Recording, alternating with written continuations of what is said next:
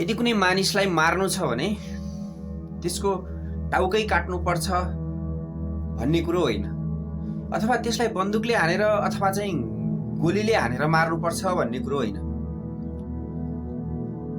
यदि उसको शरीरलाई कामै गर्न नसक्ने बनाइदिनु भनेको पनि उसलाई मार्नु सरह हो। अथवा त्योभन्दा अझ भित्रतिर जाने हो भने उसको दिमागलाई नै काम गर्न नसक्ने बनाउनु भनेको पनि उसलाई मार्नु सरह नै हो। त्यही भएर यदि हामीले चाहिँ डाइरेक्ट कुनै हत्यालाई मात्रै हत्या भन्छौँ भने त्योभन्दा अझ खतरनाक हत्या भनेको के हो भने कसको शरीरलाई चाहिँ पुरै काम नलाग्ने बनाइदिनु। अझ त्योभन्दा अझ ठुलो खतरनाक कुरा के हो भने कसैको दिमागलाई पुरै काम नलाग्ने बनाइदिनु। त्यो अझ ठुलो हत्या हुन्छ। अहिले हाम्रो समाजमा एउटा हाम्रो बोर्डिङ स्कुलको जुन लत लागेको छ,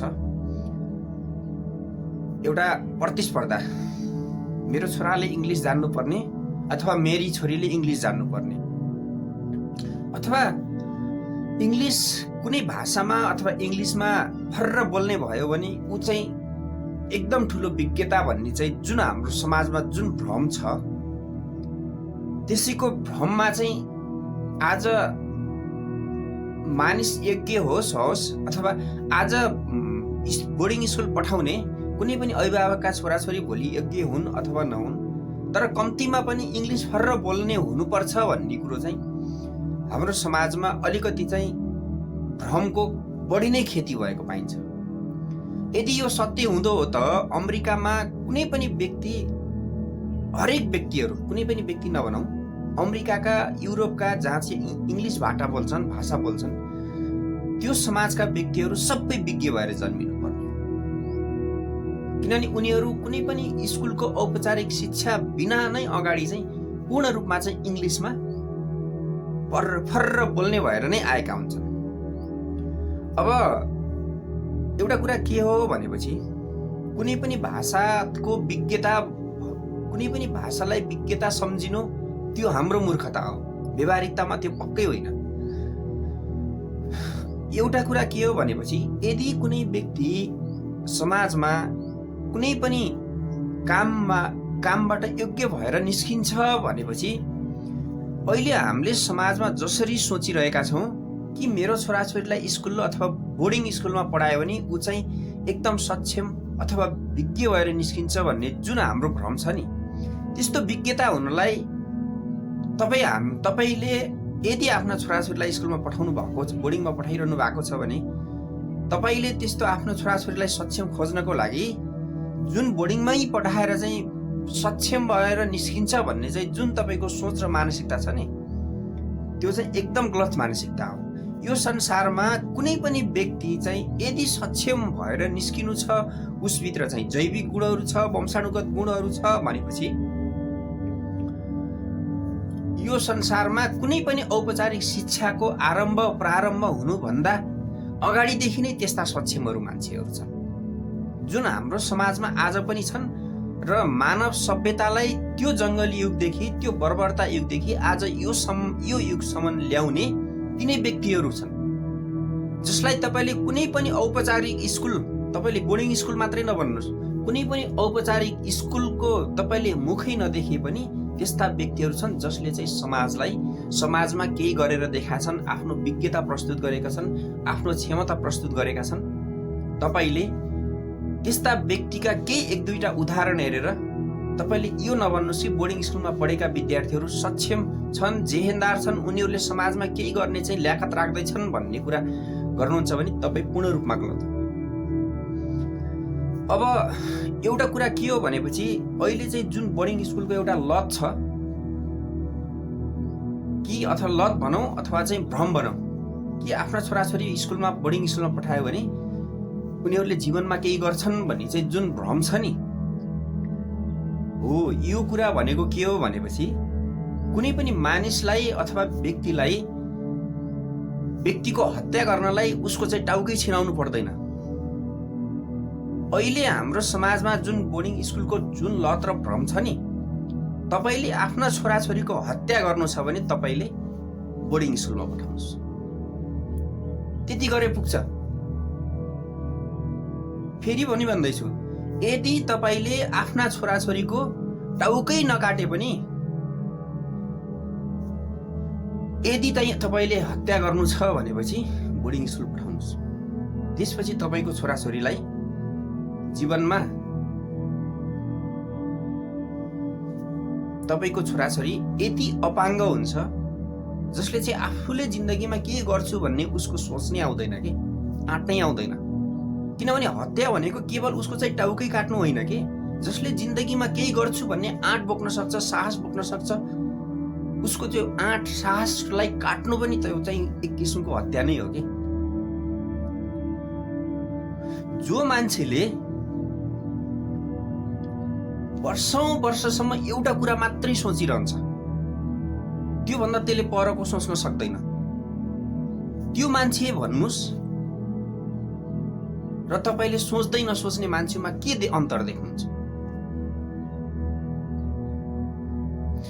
जो मान्छेले वर्षौं वर्षसम्म एउटै कुरा सोच्छ र कसैले चाहिँ सोच्दै सोच्दैन र कसैको दिमाग खाली छ भन्नुलाई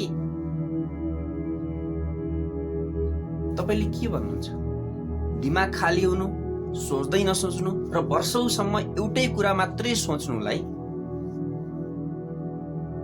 अनि मानिसको जुन एउटा सोच्ने क्षमता हुन्छ नि, सोच्ने क्षमता के, जसले चाहिँ हरेक प्रतिभालाई चाहिँ फरक तरिकाले चाहिँ आफ्नो जीवनमा ढालेर चाहिँ ऊ अगाडि बढ्ने बाटो खोज्छ नि, जुन सोच्ने क्षमता जसले चाहिँ व्यक्तिलाई अगाडि बढ्न प्रेरित गर्छ, साहस दिन्छ, हिम्मत दिन्छ, आँट दिन्छ, हो त्यो सोच्ने क्षमतामै तपाईले हरास ल्याइदिनुहुन्छ र अगाडि बढ्नको लागि त्यो सोच्ने क्षमता नै तपाईले चाहिँ सकाइदिनुहुन्छ भने अनि तपाईले चाहिँ जीवनमा आफ्नो छोराछोरीबाट के आश राख्नुहुन्छ? जब तपाईले स्कुलमा नर्सरीमा भर्ना गरेदेखि तपाईको 10 क्लासमा जाने बेलासम्म तपाईले 15-16 वर्ष चाहिँ तपाईले एउटा बालबालिकादेखि चाहिँ वयस्क अवस्थासम्म तपाईले त्यसरी नै रगड्नुहुन्छ आफ्नो छोराछोरीलाई। उसलाई आफ्नो अन्डरको एउटा मेसिन जसरी चाहिँ तपाईले बनाउनुहुन्छ ताकि उसको सोच तपाईको सोचबाट बाहिर निक्लिन नसकोस्, तपाईको सोचको पिञ्जडाबाट चाहिँ उसको सोच चाहिँ बाहिर निक्लिन नसकोस्, तपाईको बोर्डिङ स्कुलको शिक्षकहरूले सोच्ने सोच भन्दा उसको सोच चाहिँ बाहिर निक्लिन नसकोस्।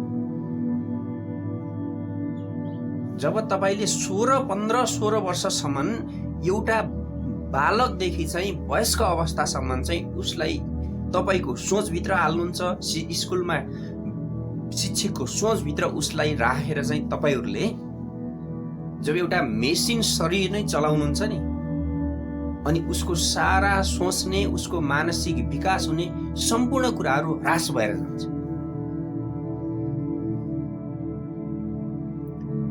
जब उसको आम समाजले सोच्ने भन्दा चाहिँ उसको चाहिँ सोच नै फरक आउँदैन भनेपछि, जुन आम समाज जसरी हिँडिरहेको छ उसको सोच नै त्यसरी हिँडिरहेको छ भनेपछि, जुन मान्छेले वर्षौंसम्म एउटै कुरा सोच्छ र सोच्दै सोच्दैन र खाली दिमाग छ भन्नु कुरोको अर्थमा यदि हामीले हेर्ने हो भने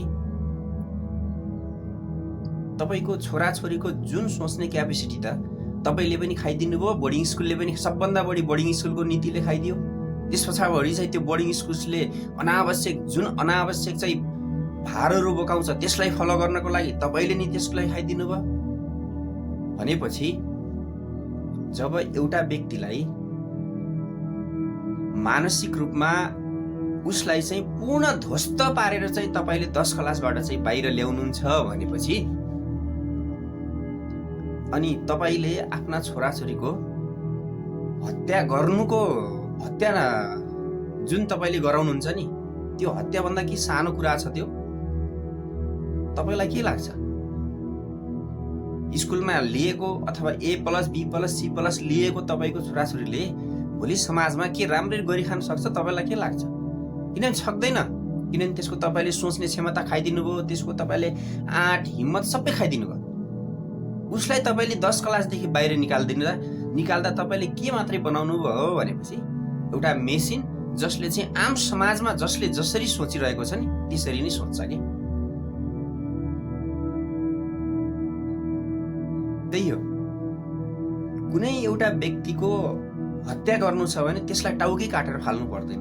बस तपाईँले कुनै पनि अहिलेको अभिभावक र बोर्डिङ स्कुलले बनाए जस्तो कुनै पनि बालकदेखि चाहिँ वयस्क अवस्थासम्म जाने बेलासम्म कसैलाई दायाँ बायाँ सोच्नै नगरिकन अभिभावक र आफ्नो बोर्डिङ स्कुलको अन्डरमा राखेर उसको चाहिँ मान दिमाग नै सबै खाइदिनुपर्छ, सबै भुटिदिनुपर्छ। उसलाई केही सोच्न सक्ने क्यापेसिटीबाट नै हराइदिएपछि अनि त्यो एउटा हत्या भन्दा चाहिँ के त्यो कुनै कमी छ र?